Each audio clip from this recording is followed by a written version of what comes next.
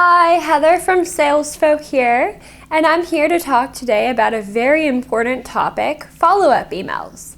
And if you're wondering what a follow-up email is, it's basically any email that you send to follow up with a prospect or whoever you're cold emailing after your first attempt to reach out to them.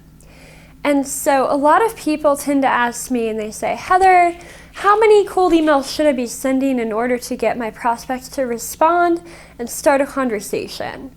And by the way, the same applies not just to sales and sales prospects, but if you're doing business development, if you're a recruiter, or if you're doing any kind of cold outreach, the advice I'm about to give you will apply.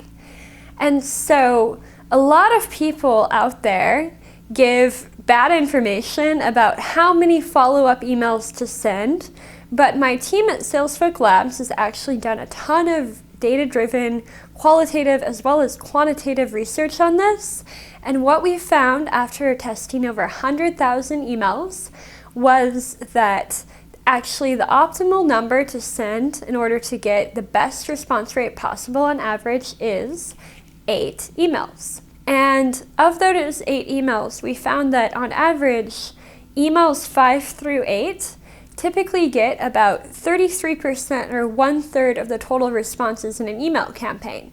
So if you're like a lot of sales organizations or salespeople and you're only sending 4 emails, you're probably missing out on about 1/3 of the conversations you could be having with qualified leads because you're not following up enough.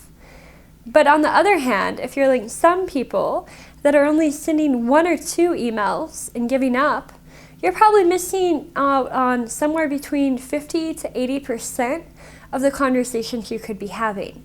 But following up isn't just about hitting reply or making your prospects feel like you're trying to hit them over the head with a hammer and bully them into responding. I'm not talking about those follow-up emails that say, hey, just following up or bubbling this to the top of your inbox, did you see my last message? I'm talking about what I like to call pleasantly persistent. So what this is basically trying to add value to your prospects in every outreach attempt you make. And so if you think about every email you send or every cold call you make as an opportunity to make a great first impression or begin to build rapport, then you're on the right track. But if you're just trying to check a box because your boss said or you heard that you need to send this many emails, you're probably going to have your email deleted or marked as spam.